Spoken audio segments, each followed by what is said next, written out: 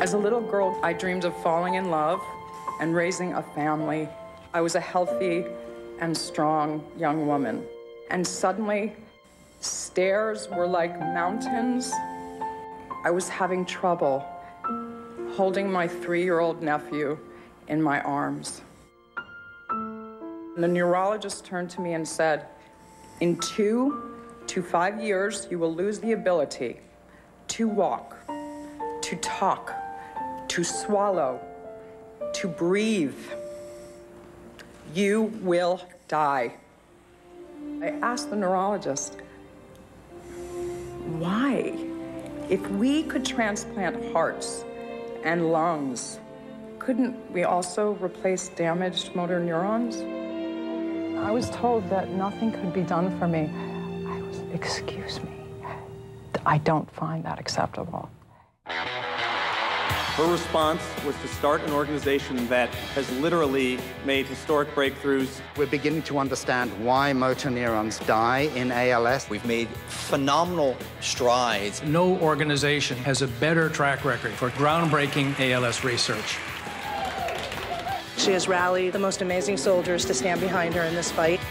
She's an old friend, a dear friend. We all started asking questions. Nobody leaves tonight until some cash is coughed up, and I mean it. Greg, you are so rich. Come on. We raised $800,000. Close to $1.5 million. $17 million. $32 million. I wasn't going to go down without a fight. You have a choice how to face your life, to face it with courage, with dignity, with a sense of humor. Let's cure this disease, and I'm going to do it from my bed. Now I sit before you, unable to breathe freely. But my mind is fine, and it is alert. And I am still dreaming.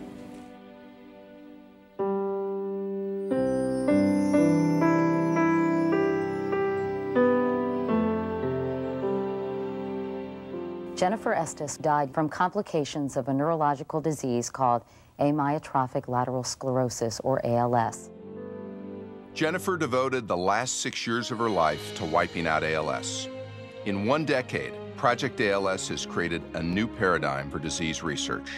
For the first time, scientific researchers were required to work together in teams to find a cure. Project A.L.S. has helped us put together the largest, most comprehensive study ever of ALS genetics. The results have been extraordinary. Researchers from Harvard, Columbia, the Salk Institute, Johns Hopkins, and Memorial Sloan Kettering, many who had not thought about ALS or even met before, have now come together to work as one, sharing goals, data, and a strong sense of urgency. We know the goal. We want to get a cure for ALS. How do we get there? High-throughput screening of thousands of drugs. Project A.L.S. has led the effort to find new ways of discovering drugs that might be effective in ALS.